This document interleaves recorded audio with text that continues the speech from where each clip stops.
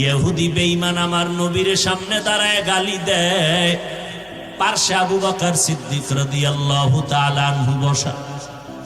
নবী জবাব দেন না, বরং তাকায় তাকায় মুস্কি মুস্কি হাসতেছেন। আবু বকরের মাথা গরম। বেঈমান আমার নবীরে নিরপরাধী ব্যক্তিটারে অযথা গালাগালি করে অকথ্য ভাষায়। আবু বকর জবাব দিতে চান, নবী ইশারায় বললেন কোনো জবাব নাই। কত আর ধৈর্য ধারণ করা যায়। এক পর্যায়ে আবু বকর দাঁড়ায় জবাব দেওয়া শুরু করলেন। নবীজির চেহারা মোবারক মলিন হয়ে গেল। নবীজিকে বললেন, ও পয়গম্বর, আপনার চেহারা মলিন করলেন কারণটা কি? রহমতের নবী বলেন, ও সাহাবী আবু বকর, যখন আমি চুপ হইয়া বসেছিলাম, ইহুদির গালির জবাব একজন রহমতের ফেরেশতা দিতেছিল। যখন আপনি বিচারটা হাতে নিলেন, রহমতের ফেরেশতা বিদায় হয়ে গেল। ও এলাকার যুবক, সবার ভেতর একটা কলব আছে, আত্মা আছে। এমন একটা মানুষ নেই যার মধ্যে আত্মা নাই, কিন্তু আয়নার মতো পরিষ্কার আত্মার বড় অভাব। মোনাজাত তো সবাই ধরে, কিন্তু সবার মোনাজাতে চোখে পানি আসে না রে বাবা। খুব সাবধান।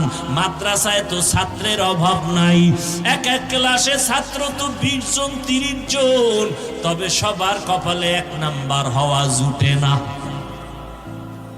বুঝতে হবে ভালো করিয়া। ও আল্লাহর বান্দারা, আল্লাহ তাআলা মানুষ ইমামতি তো সবাই করে, নামাজ তো সবাই পড়াইতে পারে, কিন্তু কারো নামাজের তেলাওয়াতে চোখের পানি বের হয়ে যায়, আর কারো তেলাওয়াতে অন্তরের মধ্যে মজা মায়া লাগে না। ও আল্লাহর বান্দা, এইটা টাকার জোরে হয় না, ইলমের জোরে হয় না, এগুলো সব আমার মাওলায় ইখলাসের মাধ্যমে দান করি। मिटा दो अपना हस्ती को अगर कुछ मर्तबा चाहो, के दाना खाक में मिलकर गुले गुलजार होता है। ও আল্লাহর বান্দারা, ও ছাত্র ভাইরা, আমি এখানে অনেক বছর ধরে বয়ান করি। আমি তো নিজেরে কোনো বড় মনে করি না, বরং আমি আপনাদের দোয়া নিয়েই চলি। আজ আমি মাঝে মাঝে বলি, আমি 2005-এ দাওরা শেষ করলাম। আমগো ক্লাসে যেই ছেলেটা এত বেশি হাদিসের এবারাত পড়তো, ওই ছেলেটা সব হুজুরেরা ভাবতো যে কোনো মাদ্রাসায় 1 নাম্বার মুহাদ্দিস হবে, কিন্তু ওই ছেলেটা আজকে দাড়ি কামাইয়া, প্যান্ট শার্ট লাগাইয়া, এরপরে রাস্তায় ঘুরে কিছু কাজ করে, লোকেরা ওরে সার সার সার সার বলে। আর ওদের এলাকায় আমি ওয়াজে গেলে পালাইয়া থাকে, সামনে আসে না দেখা করতে। হেদায়েতের মালিক আমার মাওলা। ও আল্লাহর বান্দারা, বাহাদুরি করিও না। আমার মাওলায় যদি সম্মানের চেয়ারে বসাইয়া দেয়, আমার মাওলায় দিলে কারো কিছু করার থাকে না। আর আমার মাওলায় যদি সম্মান না দেয়, তুমি আজীবন যদি চিল্লাও, ওই জায়গায় তোমারে মাওলায় নিবে না। ও আল্লাহর বান্দারা, আল্লাহ পাক রব্বুল আলামিন যাকে পছন্দ করেন তার দ্বারা খেদমত নিবেন, যাকে পছন্দ করেন না তার দ্বারা নিবেন না। আর আল্লাহ তাকেই পছন্দ করবেন যেই বান্দা নিজেরে ছোট মনে করবে, বিনয়ী হয়ে যাবে, অন্তর ছোট করিয়া চলবে, আল্লাহ তার মর্যাদা বাড়ায় দিবেন। নিজেকে যদি বড় বানাতে চাও হে মুমিন, বড়দের কদমে নিজেকে করে দাও বিলীন। আমি ভাব দেখাইয়া কোটি টাকার মালিক ফেরাউন ধ্বংস হয়ে গেল, নমরুদ ধ্বংস হয়ে গেল, সাদ্দাত ধ্বংস হয়ে গেল। আমি ভাব মানুষের ধ্বংসের কারণ। মিনহা খালাকনাকুম, আল্লাহ তাআলা বলেন আমি তোমাদের মাটির থেকে সৃষ্টি করলাম। এই কথা দিয়ে আল্লাহ তাআলা 2টা সবক গোটা জাতিকে দিতেছেন। ও মানুষ, তোরে যদি আমি মাটির থেকে বানাইছি, মাটি উপরে মারলে নিচে যায়, পায়ের নিচে থাকে, সম্মানটা নিচে রাখি নাই, আমি সম্মান দিলাম সব মাখলুকতের উপরে। ওয়ালাকাদ কাররামনা বানি আদম ওয়া হামালনাহুম ফিল বাররি ওয়াল বাহরি ওয়া রাযাকনাহুম মিনাত তাইয়্যিবাত ওয়া ফাদ্দালনাহুম আলা কাসীরিন মিম্মান খালাকনা তাফদীলা। ও বনি আদম, আমি আল্লাহ তোমাদের এত সম্মান দিলাম, এই সম্মানের কারণে জমিনে চলার ব্যবস্থা করলাম, পানির মধ্যে চলার ব্যবস্থা করলাম। আবার আমি আল্লাহ এই জমিনে তোমাদের জন্য উত্তম পিওর খানার আয়োজন করলাম। আমি পিপিলিকারও খানা দেই, আমি আল্লাহ নদীর মাছেরও খানা দেই, জঙ্গলের লক্ষ লক্ষ প্রাণীরও খানা কে দেন? আল্লাহ দেন। উড়ন্ত পাখিরও খানা কে দেয়? আল্লাহ দেন। ও মানুষ, তুমি তো সবার থেকে শ্রেষ্ঠ, তোমার খানাটা আমি তো দিব আরো পিওর। তোমার এমন খানার আয়োজন করেছি যেই খানাগুলো হালাল, যেই খানাগুলো পিওর, যেই খানাগুলো তোমার শরীরের ভিটামিন হবে। আমি আল্লাহ এমন পবিত্র খানার আয়োজন তোমার জন্য করেছি। ও বান্দা, খানা খাইবা, আমি আল্লাহ পাক রব্বুল আলামিন তোমার শরীরটারে তাজা বানানোর জন্য ভাত মাছ তরকারি দেই নাই, কত ধরনের ফল ফ্রুটের আয়োজন করেছি। বান্দা, সব তোমার জন্য ব্যবস্থা করলাম। ও আল্লাহর গোলাম, আবার আমি আল্লাহ তোমাদের মধ্যে একে অন্যের তুলনায় সম্মানের জায়গায় নিয়ে গেলাম। যেমন সমস্ত মাখলুকতের মধ্যে মানুষ দামি, আবার এই মানুষের ভিতরে যারা ঈমানওয়ালা তারা আরো দামি, আবার এই মুমিনের ভিতরে যারা আম্বিয়ায়ে কেরাম তারা আরো দামি। সমস্ত নবীদের ভিতরে আপনার আমার নবী রহমতের নবী অনেক দামি, আর নবীদের উম্মতের ভেতরে আখিরি নবীর উম্মত আমরা হলাম দামি। কুনতুম খায়রা উম্মাতিন উখরিজাত লিন-নাস তা'মুরুনা বিল মা'রুফ ওয়া তানহাউনা আনিল মুনকার ওয়া তু'মিনুনা বিল্লাহ। আখিরি নবীর উম্মতের মর্যাদা অনেক উপরে। তোমরা খায়রে উম্মত, তোমাদের থেকে দামি উম্মত ঈসা নবীর উম্মত না, মুসা নবীর উম্মত না, ইব্রাহিম নবীর উম্মত না, আখিরি নবীর উম্মত আল্লাহ আমাদের সম্মানিত করেছেন। আবার আমাদের মধ্যে যারা ঈমানওয়ালা, আমলওয়ালা, তাকওয়াওয়ালা, ইলমওয়ালা তারা আরো দামি। খায়রুকুম মান তাআল্লামাল কুরআনা ওয়া আল্লামাহ। নবীজি বলেন, যারা কোরআন শিখে অন্যদের শিক্ষা দেয় এদের থেকে দামি আর কেউ হতে পারে না। ইলমেরা ইজাজু করদান বেহিসাব খলকেরা দাদান জওয়াবে বাসওয়াব হক না দারাত দুস্তে খলকা জারেরা নিস্তে ই খসলত একে দিনদারেরা। এরে বনি আদম, মানুষ হিসাবেই তোমরা শুধু দামি তাই না, তোমরা শ্রেষ্ঠ নবীর উম্মত, এই হিসাবে তোমাদের অনেক দাম। তবে তোমরা শুধু নামে দামি না, কাজেও দামি। তোমাদের কাজ আছে। উখরিজাত লিন-নাস, তোমরা মানুষের কল্যাণে বের হও, কল্যাণে অকল্যাণে না। কল্যাণে বের হইয়া দুইটা কাজ করবা, যেই মানুষগুলো বুঝে না তাদের বুঝাইয়া কল্যাণের দিকে নিয়ে যাবা, আর যারা একটু উল্টা পাল্টা করে তাদের বাধা দিবা। বাধা দিতে গিয়েও খারাপ আচরণ করবা না, সাবধান। কারণ এই মানুষগুলোরে আল্লাহ বানাইছে, তুমি বানাও নাই। তুমি একজনের পারো বুঝাইতে, কিন্তু ধমক দেওয়ার অধিকার নাই, কারণ এরা তোর গোলাম না। কার গোলাম? তুমি ধমক দাও কেন? আল্লাহর গোলামেরই তুমি ধমক দাও কেন? তুমি বুঝাও। মুসা আলাইহিস সালামকে আল্লাহ যখন ফেরাউনের কাছে দাওয়াত দিতে পাঠায়, সাথে আছে মুসা নবীর ভাই হারুন আলাইহিস সালাম।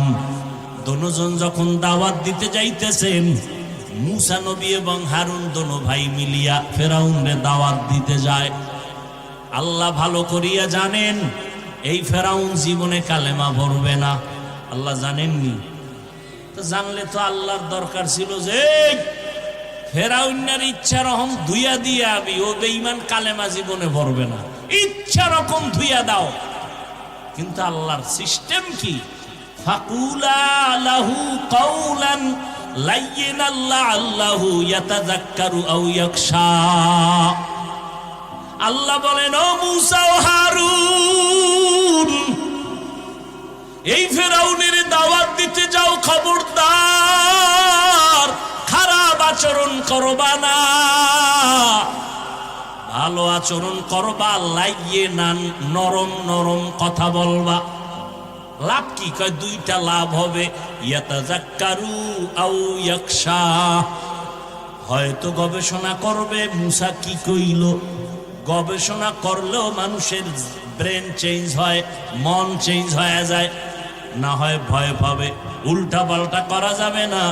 মূসা নবী যা বুঝাই সেটাই সঠিক, এইভাবে নরম কথা বলবা।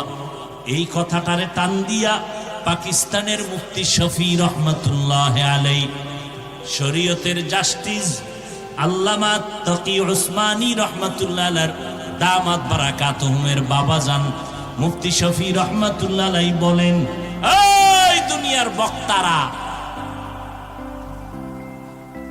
তোমরা কি মূসা নবীর থেকে বড় বক্তা? আর যাদের তোমরা দাওয়াত দিবে তারা কি ফেরাউনের থেকে খারাপ? ও দুনিয়ার আলোচক ও দাঈ, তোমরা কি মূসা নবীর থেকে দামি দাঈ, দামি বক্তা? যাদের তোমরা দাওয়াত দাও তারা কি ফেরাউনের থেকে খারাপ? মূসা নবীর মতো ব্যক্তিকে যদি আল্লাহ কয় ফেরাউনের সাথে খারাপ আচরণ করবা না, তাহলে তোমরা কেন মুমিন উম্মতের সাথে খারাপ আচরণ করবা? ফাবিমা রাহমাতিন মিনাল্লাহি লিনতা লাহুম ওয়ালাউ কুনতা ফাদ্দান গালিযাল কলবি লান ফাদ্দু মিন হাওলিক। ও নবী, আমি আপনার অন্তরকে নম্রতা ভদ্রতায় ভরে দিয়েছি আমার রহমত আর দয়ার কারণে। যদি একটু কঠোর আপনার অন্তর হইতো, আপনার কাছে কেউ আসতো না, সব দলে দলে ভাগিয়ে যাইত। লা তামুদ্দান্না আইনাইকা ইলা মা মাত্তানা বিহি আজওয়াজাম মিনহুম ওয়ালা তাহজান আলাইহিম ওয়াকফিদ জানাহাকা লিল মুমিনিন। ও নবী, বেঈমানের রং তামাশা, ওদের সম্পদ ধনবল মনোবল দেখা আপনি পেরেশানি হবেন না। আপনি মুমিনদের বেলায় বিনয়ের ডানা বিছাইয়া দেন। ওয়াকফিজ জানাহাকা লিল মুমিনিন, আপনি বিনয়ের ডানা বিছাইয়া দেন আপনার মুমিনদের জন্য। আপনার ব্যবহারে যেন দুশ্মন ও বন্ধু হইয়া যায়। নবীর আচরণে দুনিয়ার সবাই পাগলের মতো নবীর দিকে আসছে। নবীর ব্যবহার এত খারাপ না, বেঈমানেরা পর্যন্ত কয় মুহাম্মদের যত গালি দেই এর মতো আদর্শের একটা মানুষ হতে পারে না। সারাদিন নবীর বিরোধিতা করিয়া রাতের গভীর নবীজির ঘরের কিনারায় দাঁড়াইয়া দুশ্মনেরা কোরআনের তেলাওয়াত শুনে। মায়ার নবীর জবান মুবারকের তেলাওয়াত এত সুন্দর, না জানি নবীর সুন্দর জবানের ব্যবহার আরো কত সুন্দর। এরে নবীর আশিক উম্মতের দল, তোমরা শ্রেষ্ঠ নবীর শ্রেষ্ঠ উম্মত। উম্মতের জন্য দিলটা তৈরি করো, মানুষের অকল্যাণের জন্য তুমি না, মানুষের কল্যাণের জন্য। পারলে উপকার করো, না পারলে চুপ করে বসে থাকো, কারো ক্ষতির কল্পনা করবা না। ওয়ালাকাদ খালাকনাল ইনসানা মিন সুলালাতিন মিন তিন সুম্মা জাআলনাহু নুতফাতান ফি ক্বারারিন মাকিন সুম্মা খালাকনান নুতফাতা আলাকা فخلقنا العلقة مضغة فخلقنا المضغة عظاما فكسونا العظام لحما ثم أنشأناه خلقا آخر فتبارك الله أحسن الخالقين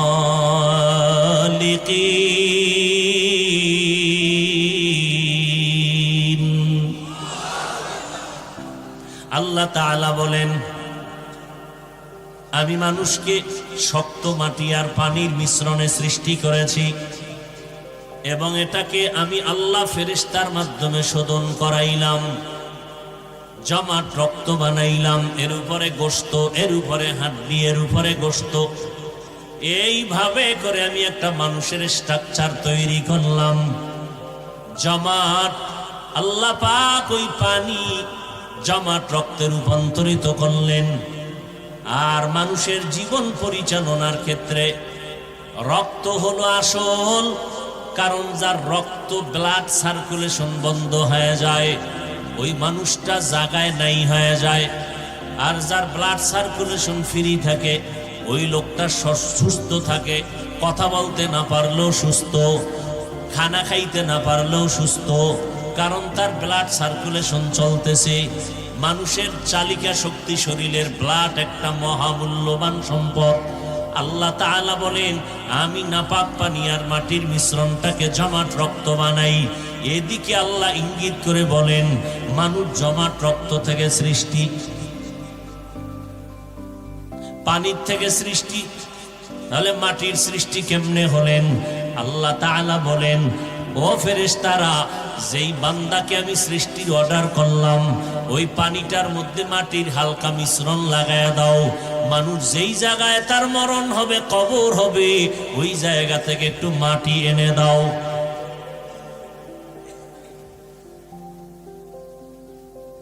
আল্লাহ তাআলা মাটির থেকে সৃষ্টি করছেন, যে বলছেন মিনহা খালাকনাকুম, এখানে উদ্দেশ্য পয়গম্বর আদম। আদম তিনি একা। আল্লাহ বলেন, তোমাদেরকে মাটির থেকে সৃষ্টি করেছি। মাটির থেকে ডাইরেক্ট সৃষ্টি করেছেন আল্লাহ পাক আদম নবীকে। আদম কি দুইজন না একা? একা হলে হবে মিনহা খালাকনাকা, মিনহা খালাকনাকুম হবে কেন? তোমাদেরকে বললেন কেন? তোমাকে বলবেন। এর কারণ হলো যেখানে যদিও ডাইরেক্ট আদম আলাইহিস সালামকে মাটির থেকে সৃষ্টি করলেন, কিন্তু উদ্দেশ্য হলো আওলাদে আদম সহ সব মাটির সৃষ্টি। কারণ পয়গম্বর আদম ডাইরেক্ট মাটির থেকে আল্লাহ সৃষ্টি করলেন। ওই আদম আলাইহিস সালাম তার পৃষ্ঠ থেকে আম্মা জান হাওয়া আলাইহিস সালামকে সৃষ্টি করলেন। দুইজনের সংমিশ্রণে রব্বুল আলামিন দুনিয়ার জমিনে দুইটা করে সন্তান দান করলেন, এক ছেলে এক মেয়ে। পরের বছর আবার দুই সন্তান, এক ছেলে এক মেয়ে। আল্লাহ রব্বুল আলামিন এইভাবে করে করে মানুষ সৃষ্টি করলেন। মা বাবা যেই পদার্থের হবে, সন্তান ওই পদার্থের হবে। মা বাবা যেহেতু মাটির সৃষ্টি, সন্তানও মাটির সৃষ্টি। আল্লাহ এদিকে ইঙ্গিত করে বললেন, মিনহা খালাকনাকুম, এই মানুষ, আমি তোমাদেরকে মাটির থেকে সৃষ্টি করেছি। দুই নাম্বার কথা হলো যে নাপাক পানির থেকে আমাদের সৃষ্টি করা হয়, ওই পানিটা বাবার থেকে মায়ের বাচ্চাদানির মধ্যে যায়। ওই পানিটা শরীরের একটা নির্যাস ভিটামিন, ভিটামিন শরীরের মধ্যে তৈরি হয় খানার দ্বারা। আর আমরা যত খানা খাই সব খানা তৈরি হয় মাটির থেকে। মূলত মানুষ হলো মাটির সৃষ্টি।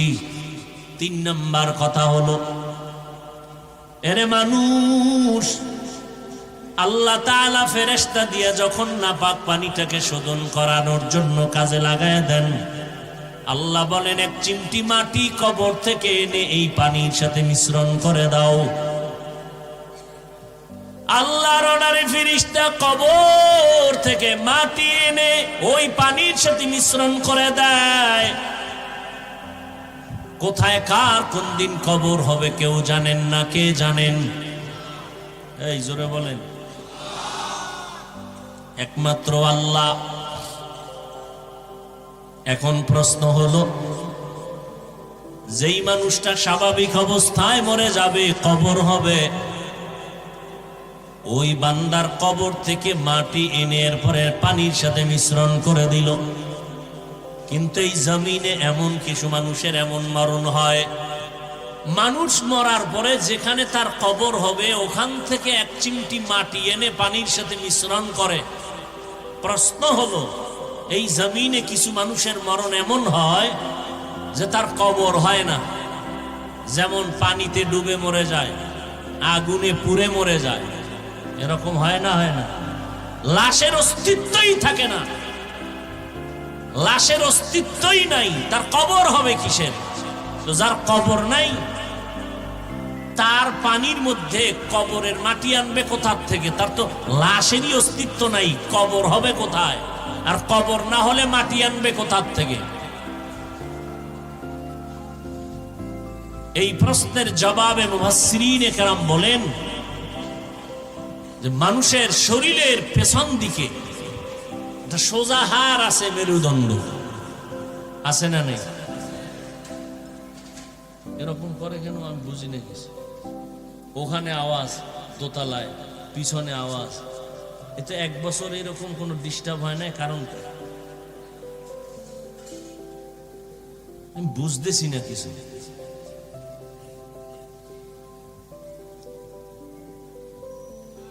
আল্লাহ হেদায়াত দান করে। আসলে ভাই কি বলবো,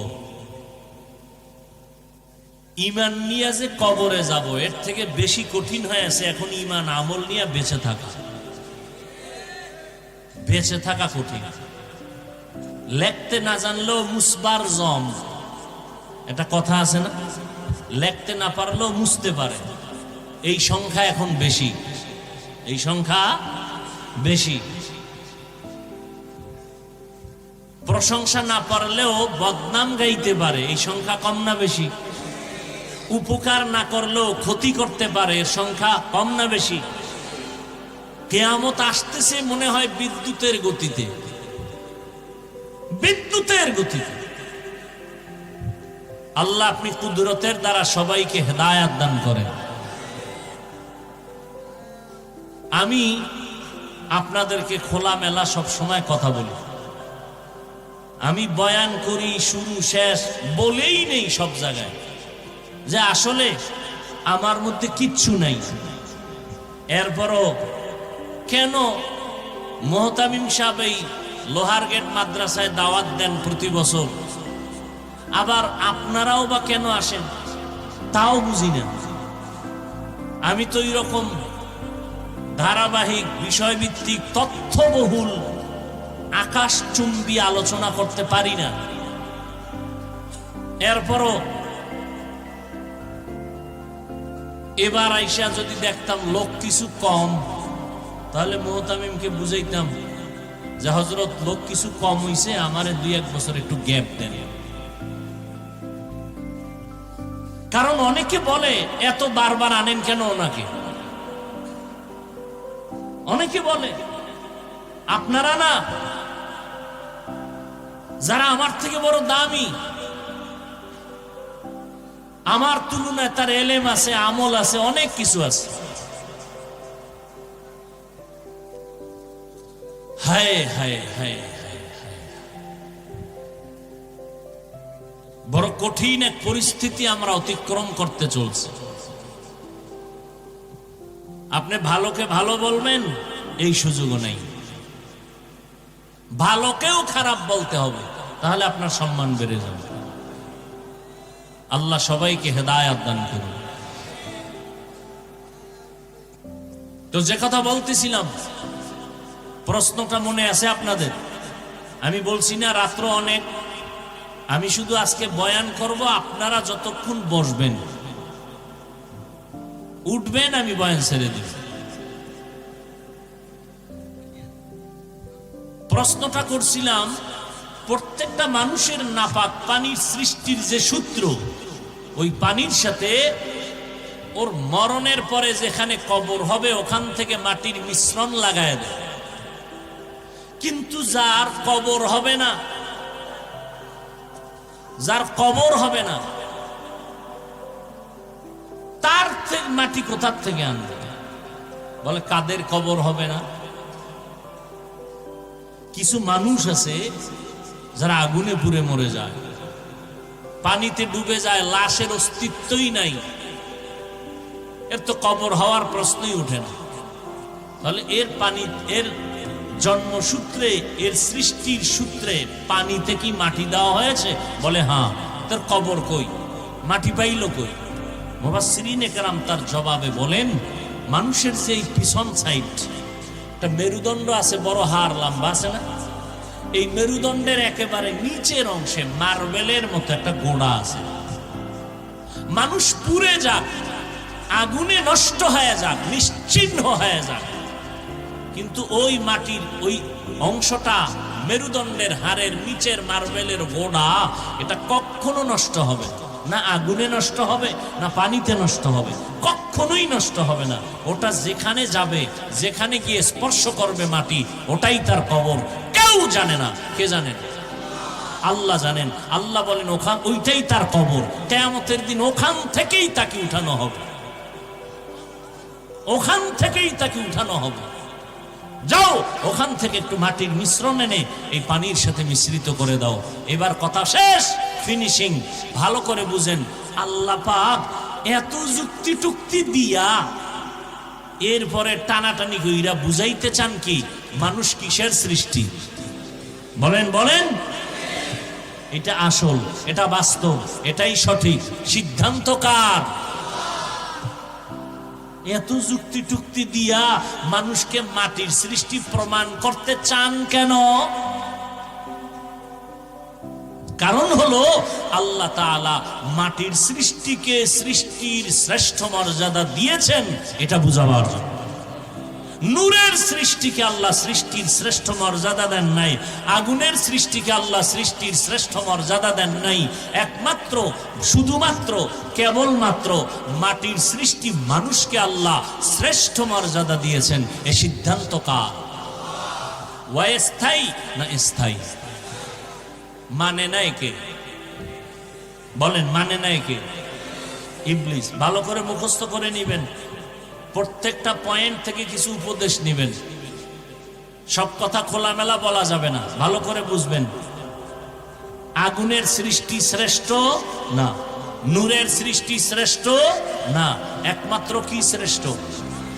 মাটির সৃষ্টি মানুষ শ্রেষ্ঠ। সিদ্ধান্ত কার? স্থায়ী না অস্থায়ী? মানে নাই কে? ইবলিস। ইবলিস যে মানে নাই, গায়ের জোরে না যুক্তির ব্যানারে? যুক্তির ব্যানারে। আল্লাহ কি বললেন? উসজুদু লি আদম ফাসাজাদু ইল্লা ইবলিস। আদমের সিজদা করো। সব আল্লাহর অর্ডারে সিজদা করেছে, একমাত্র ইবলিস সিজদা করে নাই। আবা ওয়াস্তাকবারা ওয়া কানা মিনাল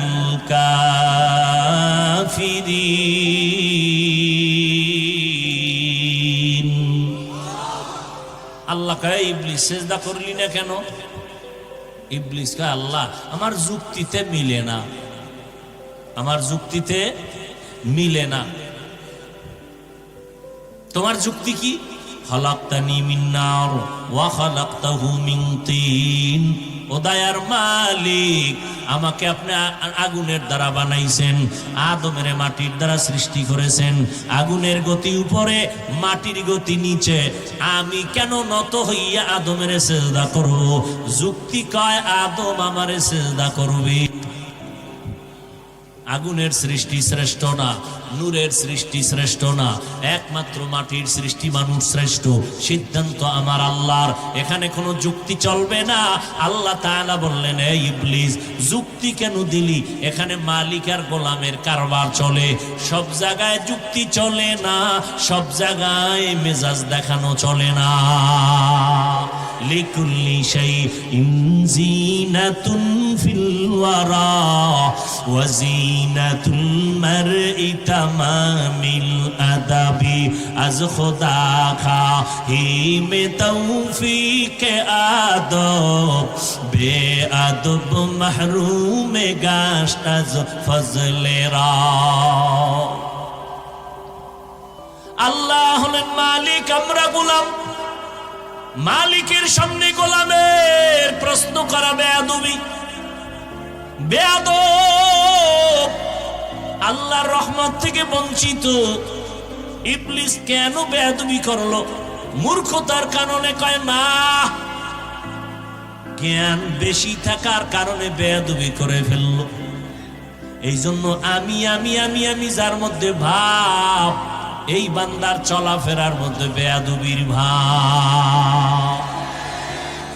সব জায়গায় আমি, আনা খায়রুম মিনহু, আমি তার থেকে ভালো, আমি তার থেকে ভালো, আমি তার থেকে ভালো, আমি ভালো, আমি ভালো, আমি ভালো।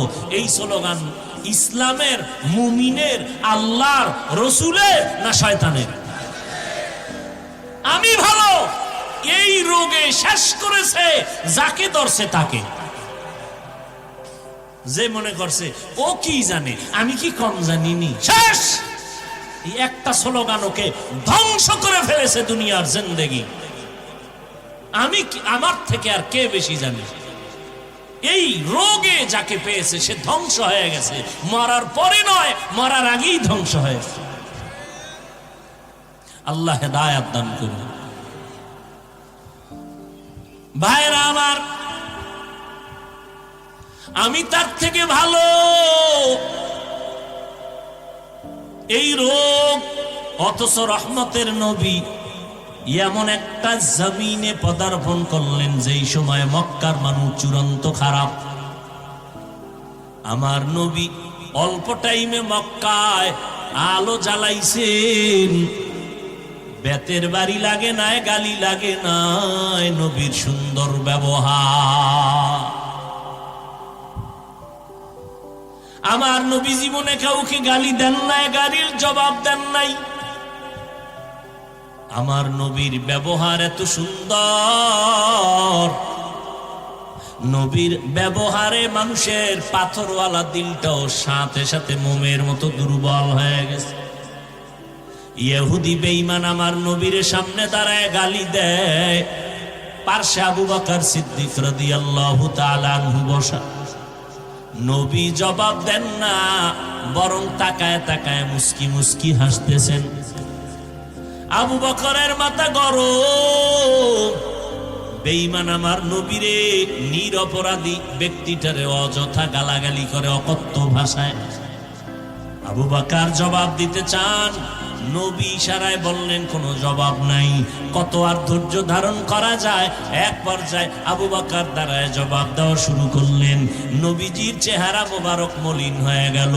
নবীজিকে বললেন, ও পয়গম্বর, আপনার চেহারা মলিন করলেন কারণটা কি? রহমতের নবী বলেন, ও সাহাবী আবু বকর, যখন আমি চুপ হইয়া বসেছিলাম, ইহুদির গালির জবাব একজন রহমতের ফেরেশতা দিতেছিল। যখন আপনি বিচারটা হাতে নিলেন, রহমতের ফেরেশতা বিদায় হয়ে গেল। ও এলাকার যুবক, সবার ভেতর একটা কলব আছে, আত্মা আছে। এমন একটা মানুষ নেই যার মধ্যে আত্মা নাই, কিন্তু আয়নার মতো পরিষ্কার আত্মার বড় অভাব। মোনাজাত তো সবাই ধরে, কিন্তু সবার মোনাজাতে চোখে পানি আসে না রে বাবা। খুব সাবধান, মাদ্রাসায় তো ছাত্রের অভাব নাই। এক এক ক্লাসে ছাত্র তো 20 জন 30 জন, তবে সবার কপালে 1 নাম্বার হওয়া জুটে না। বুঝতে হবে ভালো করিয়া। ও আল্লাহর বান্দারা, আল্লাহ তাআলা মানুষ ইমামতি তো সবাই করে, নামাজ তো সবাই পড়াইতে পারে, কিন্তু কারো নামাজের তেলাওয়াতে চোখের পানি বের হয়ে যায়, আর কারো তেলাওয়াতে অন্তরের মধ্যে মজা মায়া লাগে না। ও আল্লাহর বান্দা, এইটা টাকার জোরে হয় না, ইলমের জোরে হয় না, এগুলো সব আমার মাওলায় ইখলাসের মাধ্যমে দান করি। मिटा दो अपना हस्ती को अगर कुछ मर्तबा चाहो, के दाना खाक में मिलकर गुले गुलजार होता है। ও আল্লাহর বান্দারা, ও ছাত্র ভাইরা, আমি এখানে অনেক বছর ধরে বয়ান করি, আমি তো নিজেরে কোনো বড় মনে করি না, বরং আমি আপনাদের দোয়া নিয়েই চলি। আজ আমি মাঝে মাঝে বলি, আমি 2005-এ দাওরা শেষ করলাম।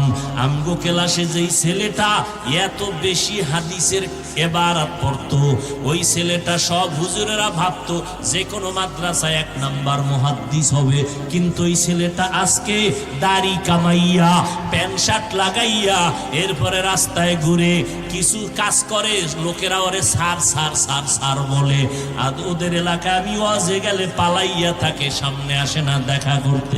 হেদায়াতের মালিক আমার মাওলা। ও আল্লাহর বান্দারা, বাহাদুরি করিও না। আমার মাওলায় যদি সম্মানের চেয়ারে বসাইয়া দেয়, আমার মাওলায় দিলে কারো কিছু করার থাকে না, আর আমার মাওলায় যদি সম্মান না দেয়, তুমি আজীবন যদি চিল্লাও, ওই জায়গায় তোমারে মাওলায় নিবে না। ও আল্লাহর বান্দারা, আল্লাহ পাক রব্বুল আলামিন যাকে পছন্দ করেন তার দ্বারা খেদমত নিবেন, যাকে পছন্দ করেন না তার দ্বারা নিবেন না। আর আল্লাহ তাকেই পছন্দ করবে যেই বান্দা নিজের ছোট মনে করবে, বিনয়ী হয়ে যাবে, অন্তর ছোট করিয়া চলবে, আল্লাহ তার মর্যাদা বাড়ায় দিবেন। নিজেকে যদি বড় বানাতে চাও হে মুমিন, বড়দের কদমে নিজেকে করে দাও বিলীন। আমি ভাব দেখাইয়া কোটি টাকার মালিক ফেরাউন ধ্বংস হয়ে গেল, নমরুদ ধ্বংস হয়ে গেল, সাদ্দাত ধ্বংস হয়ে গেল। আমি ভাব মানুষের ধ্বংসের কারণ। মিনহা খালাকনাকুম, আল্লাহ তাআলা বলেন আমি তোমাদের মাটির থেকে সৃষ্টি করলাম। এই কথা দিয়ে আল্লাহ তাআলা 2টা সবক গোটা জাতিকে দিতেছেন। ও মানুষ, তোরে যদি আমি মাটির থেকে বানাইছি, মাটি উপরে মারলে নিচে যায়, পায়ের নিচে থাকে, সম্মানটা নিচে রাখি নাই, আমি সম্মান দিলাম সব মাখলুকতের উপরে। ওয়ালাকাদ কাররামনা বানি আদম ওয়া হামালনাহুম ফিল বাররি ওয়াল বাহরি ওয়া রাযাকনাহুম মিনাত তাইয়্যিবাত ওয়া ফাদ্দালনাহুম আলা কাসীরিন মিম্মান খালাকনা তাফদীলা। ও বনি আদম, আমি আল্লাহ তোমাদের এত সম্মান দিলাম, এই সম্মানের কারণে জমিনে চলার ব্যবস্থা করলাম, পানির মধ্যে চলার ব্যবস্থা করলাম। আবার আমি আল্লাহ এই জমিনে তোমাদের জন্য উত্তম পিওর খানার আয়োজন করলাম। আমি পিপিলিকারও খানা দেই, আমি আল্লাহ নদীর মাছেরও খানা দেই, জঙ্গলের লক্ষ লক্ষ প্রাণীরও খানা কে দেন? আল্লাহ দেন। উড়ন্ত পাখিরও খানা কে দেয়? আল্লাহ দেন। ও মানুষ, তুমি তো সবার থেকে শ্রেষ্ঠ, তোমার খানাটা আমি তো দিব আরো পিওর। তোমার এমন খানার আয়োজন করেছি যেই খানাগুলো হালাল, যেই খানাগুলো পিওর, যেই খানাগুলো তোমার শরীরের ভিটামিন হবে। আমি আল্লাহ এমন পবিত্র খানার আয়োজন তোমার জন্য করেছি। ও বান্দা, খানা খাইবা, আমি আল্লাহ পাক রব্বুল আলামিন তোমার শরীরটারে তাজা বানানোর জন্য ভাত মাছ তরকারি দেই নাই, কত ধরনের ফল ফ্রুটের আয়োজন করেছি। বান্দা, সব তোমার জন্য ব্যবস্থা করলাম। ও আল্লাহর গোলাম, আবার আমি আল্লাহ তোমাদের মধ্যে একে অন্যের তুলনায় সম্মানের জায়গায় নিয়ে গেলাম। যেমন সমস্ত মাখলুকতের মধ্যে মানুষ দামি, আবার এই মানুষের ভিতরে যারা ঈমানওয়ালা তারা আরো দামি, আবার এই মুমিনের ভিতরে যারা আম্বিয়া কেরাম তারা আরো দামি। সমস্ত নবীদের ভিতরে আপনার আমার নবী, রহমতের নবী, অনেক দামি, আর নবীদের উম্মতের ভেতরে আখিরি নবীর উম্মত আমরা হলাম দামি। কুনতুম খায়রা উম্মাতিন উখরিজাত লিন-নাস তা'মুরুনা বিল মা'রুফ ওয়া তানহাউনা আনিল মুনকার ওয়া তু'মিনুনা বিল্লাহ। আখিরি নবীর উম্মতের মর্যাদা অনেক উপরে। তোমরা খায়রে উম্মত, তোমাদের থেকে দামি উম্মত ঈসা নবীর উম্মত না, মুসা নবীর উম্মত না, ইব্রাহিম নবীর উম্মত না, আখিরি নবীর উম্মত আল্লাহ আমাদের সম্মানিত করেছেন। আবার আমাদের মধ্যে যারা ঈমানওয়ালা, আমলওয়ালা, তাকওয়াওয়ালা, ইলমওয়ালা তারা আরো দামি। খায়রুকুম মান তাআল্লামাল কুরআনা ওয়া আল্লামাহ। নবীজি বলেন যারা কোরআন শিখে অন্যদের শিক্ষা দেয় এদের থেকে দামি আর কেউ হতে পারে না। ইলমেরা ইজাজু করদান বেহিসাব খলকেরা দাদান জওয়াবে বাসওয়াব হকনা দারাত দুস্তে খলকা জারেরা নিস্তে ই খসলত একে দিনদারেরা। এরে বনিয়াদম, মানুষ হিসাবেই তোমরা শুধু দামি তাই না, তোমরা শ্রেষ্ঠ নবীর উম্মত, এই হিসাবে তোমাদের অনেক দাম। তবে তোমরা শুধু নামে দামি না, কাজেও দামি। তোমাদের কাজ আছে উখরিজাত লিন-নাস, তোমরা মানুষের কল্যাণে বের হও, কল্যাণে অকল্যাণে না। কল্যাণে বের হইয়া দুইটা কাজ করবা, যেই মানুষগুলো বুঝে না তাদের বুঝাইয়া কল্যাণের দিকে নিয়ে যাবা, আর যারা একটু উল্টা পাল্টা করে তাদের বাধা দিবা। বাধা দিতে গিয়েও খারাপ আচরণ করবা না, সাবধান। কারণ এই মানুষগুলোরে আল্লাহ বানাইছে, তুমি বানাও নাই। তুমি একজনের পারো বুঝাইতে, কিন্তু ধমক দেওয়ার অধিকার নাই, কারণ এরা তোর গোলাম না। কার গোলাম? তুমি ধমক দাও কেন? আল্লাহর গোলামের তুমি ধমক দাও কেন? তুমি বুঝাও। পারলে প্রশংসা করিও, না পারলে তুমি চুপ থাকিও। কারো বদনাম বলিয়া তার আমল নামার গুনাহগুলো তোমার কাঁধের উপরে নিও না। ও আল্লাহর বান্দা সাবধান। আল্লাহ তাআলাই শব্দ দিয়া বলে, ও মাটির মানুষ, যদিও তোমাদের মাটির থেকে বানাইছি, নিচের মাটি তবে সম্মান নিচে না, সবার উপরে। 2 নাম্বার সবক, মিনহা খালাকনাকুম। এই মানুষ, মাটির শ্রেষ্ঠ হইয়া, সৃষ্টি হইয়া এবার শ্রেষ্ঠ মর্যাদা পাইয়া আমি ভাব দেখায়ও না, অহংকারী দেখায়ও না। মাটির মধ্যে কিন্তু একটা সুন্দর গুণ আছে, ওই গুণটা হলো নম্রতা। নম্রতা। দেখো না, দালালেরা এক জমিনের 13 বার জাল দলিল দিয়া বিক্রি করে টাকা খায়। দালাল আছে না নাই? এরে আল্লাহর বান্দা, নজর করে দেখো, এই মাটির উপরে দাঁড়াইয়া কত বেঈমানেরা মদ পান করে আর নাচানাচি করে। আছে না নাই? কারুনের যেইভাবে মাটি গ্রাস করেছিল, আল্লাহ যদি অর্ডার দেয় ওইভাবে মানুষ গুনাহগার গুলো গ্রাস করে নিতে পারে। ওই যে ভূমিকম্প হয়, নেপালে ভূমিকম্প হয়ে গেল, 5-10 তলা বিল্ডিং সব মাটির তলে চলে গেল। কয়েকদিন আগে আমার দেশেও ভূমিকম্প হলো। ঘুমের মধ্যে ভয়ে লাফাইয়া উঠলাম, চিন্তা করলাম মাওলা যদি চায় জমিনটা ধ্বংস করতে 1 মিনিট লাগবে না। আল্লাহর ভয় অন্তরে ঢুকাইও রে মুমিন।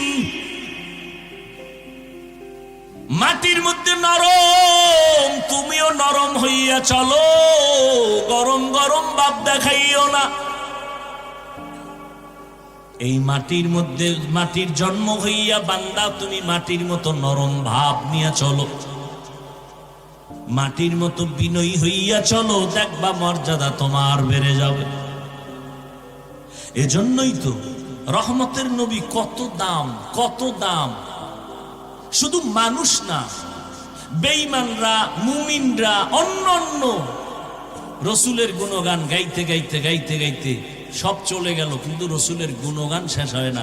কেমন এক ব্যক্তি, লেখনিওয়ালা লেখতে লেখতে লেখতে লেখতে কলম শেষ, কাগজ শেষ, রসুলের গুণগান শেষ হয় না। ঠিক নি? বিধর্মীরা রসুলের গুণগান গাইতেছে, দলে দলে মানুষ ১৫০০ বছর পরেও কালেমা পড়তেছে শুধু রসুলের আদর্শ দেখা। সেই রসুল কতটা বড় নিজেরে মনে করা দরকার ছিল। আমরা যেইভাবে হালকা পাতলা কিছু পাইলে যে বড় মনে করি, নবী কত দয়ার নবী। নবী বারবার দোয়া করতেন, আল্লাহুম্মা জাআলনি ফি আইনি সাগীরান ওয়া ফি আয়ুনিন নাসি কাবীরা। ও আল্লাহ, আমার নজরে আমাকে ছোট বানাইয়া দাও, উম্মতের নজরে মর্যাদা বাড়ায় দিও। নবী নিজেকে ছোট মনে করে চলতেন।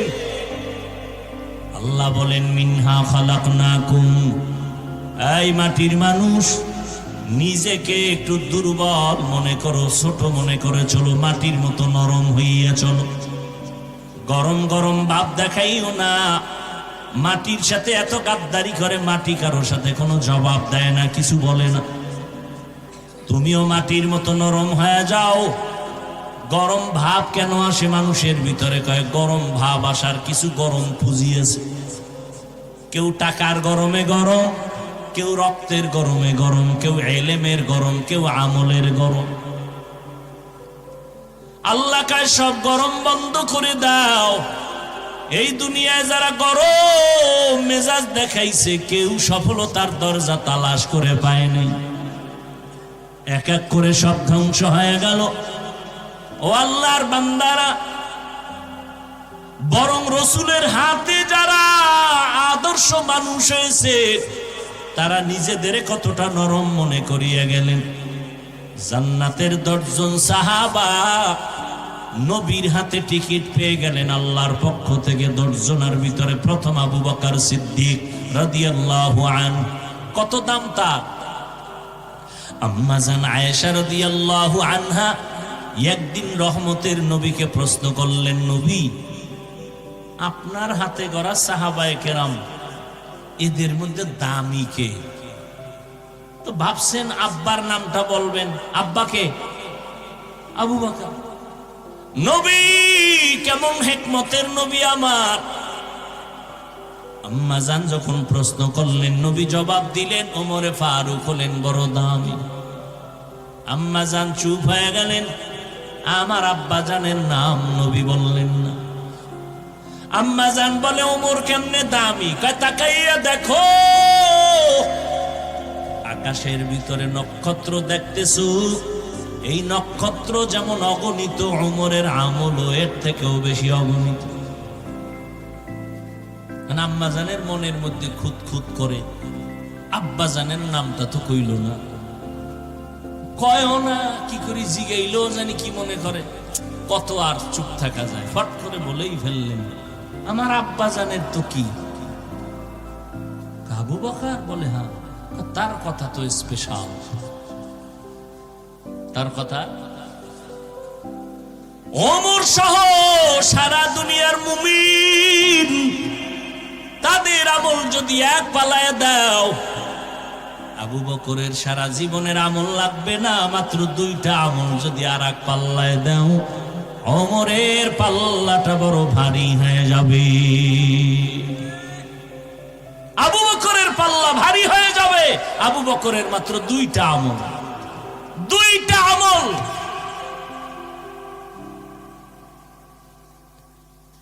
আবু বকরের ওই 2টা আমলের এত মূল্য, জীবনের বড় ত্যাগ আর কোরবানি। ওই দিকে আমি যাব না। সেই দামি আবু বকর, নবী একদিন হুজরায় ঘুমাচ্ছেন, গভীর হালকা রাতের মধ্যে শুনে কান্নার আওয়াজ মসজিদে নববীর ভেতরে। নবী উঠলেন, বের হলেন, হঠাৎ করে আওয়াজ শুনলেন, এই কান্নার আওয়াজ ভিন্ন কারো না, গভীর রাতে কান্নার আওয়াজ আবু বকরের আওয়াজ। নামাজে দাঁড়ায়া দাঁড়ায়া আবু বকর সারা রাত কান্না করতেছে। নামাজ শেষে নবীর কাছে আসলে নবী বললেন, আবু বকর আপনি নামাজে দাঁড়ায় কাঁদলেন কেন? ও নবী, হাসরের ময়দানে মালিকের সামনে কেমনে দাঁড়াবো সেই ভয় কান্না করেছে। ও আবু বকর, আল্লাহ তো আপনাকে জান্নাতের টিকেট দিয়েছেন, 10 জনের ভেতরে আপনি প্রথম, আপনার এত ভয় কেন আবু বকর? আবু বকর কান্না করে বলেন, নবী আপনি জানেন আমি কাপড়ের ব্যবসা করি, আর সকালবেলা আমার দোকানে একটা মহিলা কাস্টমার ছিল। আসার পরে বহুদিন আগে একটা কাপড় নিয়ে গেছে, ওই কাপড়টা আজ আমার হাতে ফিরাইয়া দিয়া টাকা নিয়ে গেল। বিদায় বেলা আমি একটা কথা বলছিলাম, আম্মা জান আমার দোকান থেকে আপনি কাপড় নিয়ে বহুদিন পর আজকে ফেরত দিলেন কেন? মহিলা বলে, ও দোকানওয়ালা আবু বকর, বহুদিন আগেই নিয়ে ফিরাইয়া দিতে চাইছিলাম, সময়ের কারণে আসতে পারি নাই, আজকে দিয়ে গেলাম, বিলম্ব হওয়ার কারণে ক্ষমা চেয়ে নিলাম। কেন দিছি জানেননি? আপনার দোকানের কাপড় আমার পছন্দ হয় নাই। তো নবী আমি নামাজের মধ্যে দাঁড়াইয়া ওই কোরআনের আয়াতটা বারবার পড়তেছিলাম, ইন্নাল্লাহা আশতারা মিনাল মুমিনিনা আনফুসাহুম ওয়া আমওয়ালাহুম বিআন্না লাহুমুল জান্নাহ। আল্লাহ তাআলা বলেন, আমি মুমিনের জান মাল কিনে নিলাম, বিনিময়ে মুমিনের জান্নাত দিয়া দিলাম। এই আয়াত পড়লাম আর কাঁদলাম, পড়লাম আর কাঁদলাম, পড়লাম আর কান্না করলাম। নবী কয়, এটা তো খুশির খবর, মুমিনের জান মাল আল্লাহ কিনে নিয়েছেন, বিনিময়ে মুমিনের আল্লাহ জান্নাত দিবেন। আবু বকর বলে, না রে নবী, খুশির খবর আমার সব ভেঙ্গে দিছে আজকে সকালবেলার ওই নারী। বলে, তা কেমন? বলে, হাসরের ময়দানের এমন ভয়ঙ্কর হালাতের বয়ান আপনি নবী নিজেই করেছেন, যেই হাসরের ময়দানে সব মানুষগুলো উলঙ্গ দাঁড়াবে, সূর্যের একদিকে গরম, অপর দিকে জাহান্নামের আগুনের আওয়াজ, ওদিকে আমার মাওলা তাআলার রাগান্বিত আওয়াজ। এতটা কঠিন হবে যে হাসরের ময়দানটা থরথর করে কেঁপে উঠবে, ওই ময়দানে সব মানুষগুলো বেহুশ হয়ে পড়ে যাবে। সূর্যের গরম সহ্য করা যাবে না, জাহান্নামের আওয়াজ সহ্য করা যাবে না। আমার মাওলা এত রাগান্বিত হবেন, লিমানিল মুলকুল ইয়াউম লিল্লাহিল ওয়াহিদিল কাহ্হার। ওদিন আপন বলতে কেউ কাছে আসবে না। ও নবী, আপনিই তো বয়ান করেছেন হাসরের ময়দানে এমন অবস্থা দেখা উম্মতেরা পাগলের মতো ছোটাছুটি করবে, কেউ দৌড়াইয়া ইব্রাহিম নবীর কাছে যাবে, নবী বলবে, যাও আজকে আমি আমাকে নিয়ে পাগল, আমার না জানি কি উপায় হয়, আজকে তোমাদের নিয়ে ভাবার সময় নেই, চলে যাও। ঈসা নবীর কাছে যাবে, তিনিও বলবে, যাও আমি পারবো না, আজকে আমি নিজেকে নিয়ে ব্যস্ত হয়ে গেলাম। মুসা নবী কাঁদবেন, আল্লাহ আমাকে বাঁচাও, আমাকে বাঁচাও। এই রকম সব নবী আমাকে বাঁচাও, আমাকে বাঁচাও বলে কাঁদবেন। ও নবী, আপনিই তো বয়ান করেছেন ওই দিন তো আর আরশের ছায়া ছাড়া কোনো ছায়া হাসরের ময়দানে থাকবে না। ও রহমতের নবী, হাসরের ময়দান এমন ভয়ঙ্কর হালাত হয়ে যাবে, সব নবীরা উম্মতের তাড়াইয়া নিজেদের বাঁচানোর কান্না করা শুরু করবেন। শুধুমাত্র আপনি নবী, তখন আপনি সেজদায় পড়ে কাঁদবেন উম্মতের মায়ায় ভরিয়া। আমার নবী কাঁদবেন আর বলবেন, ও আল্লাহ আমার উম্মতের বাঁচাও, আমার একটা উম্মত যেন জাহান্নামে না যায়। ও ও নবী, আমার আল্লাহ তাআলা উম্মতগুলোকে নবীর কান্না দেইখা বলবে তাড়াতাড়ি তোমরা আলাদা হয়ে যাও। ওয়ামতাজুল ইয়াউমা আইয়ুহাল মুজরিমুন, আল্লাহ একটা আওয়াজ দিয়ে বলবে, ও গুনাহগারেরা তোমরা নেককারদের থেকে আলাদা হইয়া যাও। দুনিয়াতে নেককার গুনাহগার এক রাস্তায় চলি, এক প্লেটে খাই, কার গুনার খবর আমরা কেউ জানি না। এক প্লেটে সবাই বসে খাইতেছি, একই গাছের ফল খাইতেছি, একই নদীর মাছ খাইতেছি। গুনাহগারেরাও খায়, নেককারেরাও খায়। গুনাহগারেরাও একই রাস্তায় চলি, নেককারেরাও চলি। গুনাহগারেরা একই নদীর মাছ খাই, নেককারেরাও খাই। আজকে কোনো ভেদাভেদ নাই। এই ময়দান একটা পবিত্র ময়দান, বেহেশতের বাগান। আমার নবীর কথা মতে এটা এখন জান্নাতের বাগান। রহমতের ফেরেশতারা চারদিক থেকে বন্দী করে রাখছে, আমাদেরকে বেষ্টন দিয়া রাখছে।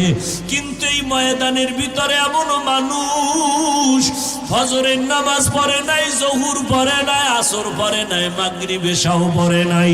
কোন হুজুরেরাও উঠাইয়া দেয় নাই, কেউ খারাপও বলে নাই, বরং পায়ে ধইরা ধইরা বুঝাইতেছি, রে বাবা ফিরো, ওই গুনাহ নিয়ে কবরে যাইও না।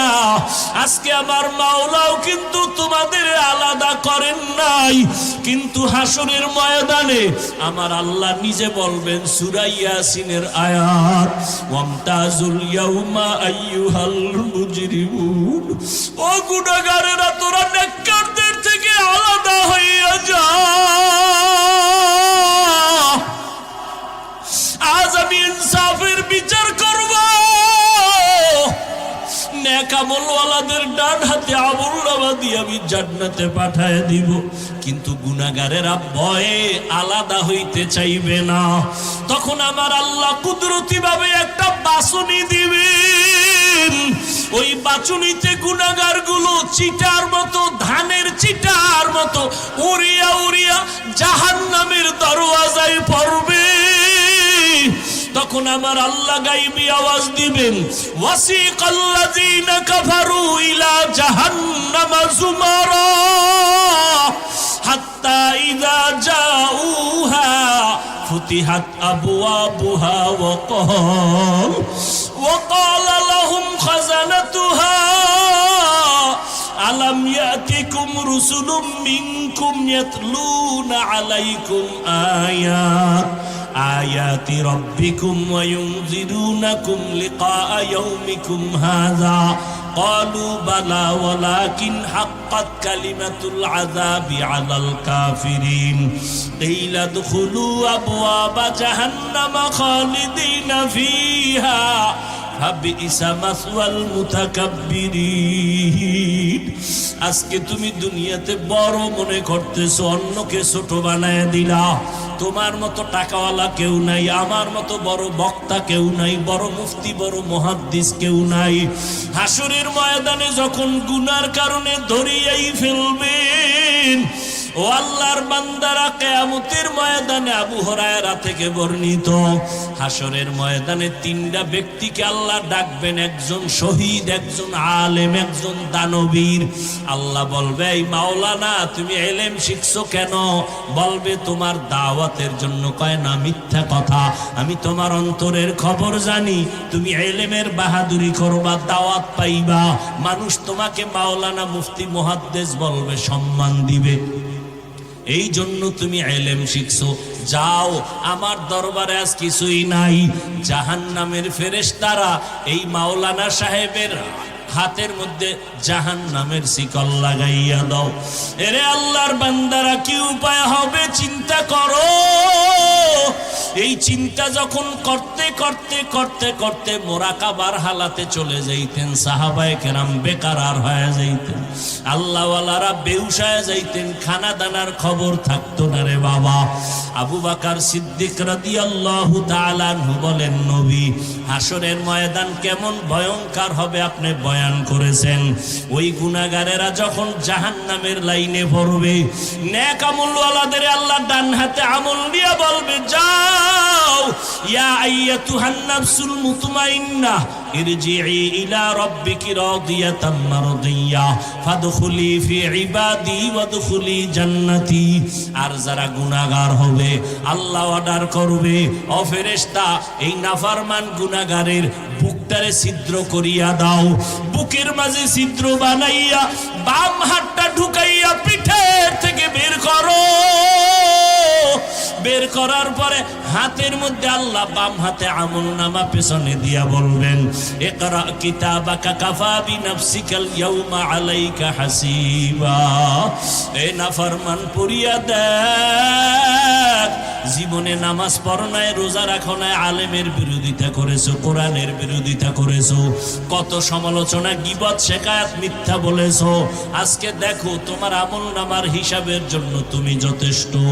যখন আমলনামা পেছনে হাতে দেওয়া হবে, চেহারাটা সামনে, হাত পেছনে পড়া যাবে না। আল্লাহ ফেরেশতারা বলবেন, আল্লাহ এই বান্দার চেহারা সামনে, হাত পেছনে কেমনে পড়বে? আল্লাহ রাগান্বিত আওয়াজ দিয়া বলবেন কুদরতি ভাবে, ওই নাফরমানের ঘাটটা ধরিয়া মোচড় দিয়া পিছনে ফিরাও। ফেরেশতারা ঘাড় ধরিয়া মোচড় দিয়া পেছনের দিকে ফিরাইয়া দিবে। এমন আযাব শুরু হয়ে যাবে, লা ইয়ামুতু ফিহা ওয়ালা ইয়াহইয়া, মরণও হবে না, জিন্দাও হওয়ার কোনো থাকবে না, মাঝামাঝি অবস্থা।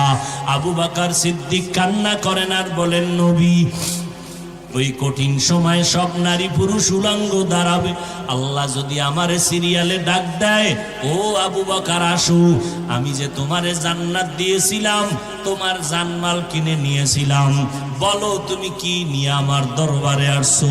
আমি যদি মাওলার দরবারে নামাজের আমল পেশ করি, তেলাওয়াতের আমল পেশ করি, জিকির ও তসবির আমলগুলো পেশ করি, আল্লাহ যদি বলে তোমার আমল নিয়ে যাও, আমার জান্নাত দিয়ে দাও, জাহান্নামে চলে যাও, আমি যদি বলি আল্লাহ কেন, ওই মহিলার মতো যদি মাওলায় জবাব দিয়া দেয়, ও আবু বকর, তুমি যেই জান্নাতের জন্য আমল করেছো, তোমার একটা আমলও আমার কাছে পছন্দ হয় নাই, তখন আমি আবু বকরের কি উপায় হবে? আমার হাতে জাহান্নামের হ্যান্ডকাপ লেগে যাবে। ও আল্লাহর বান্দারা, বাহাদুরি সব অন্তর থেকে দূর করিয়া আবু বকরের মতো ব্যক্তি যদি সারা রাত নামাজে দাঁড়ায় কান্না করেন, আপনার আমার কি পরিমাণ কান্না দরকার, কি পরিমাণ সিজদায় পড়ে থাকা দরকার, মাওলারে তালাশ করা দরকার।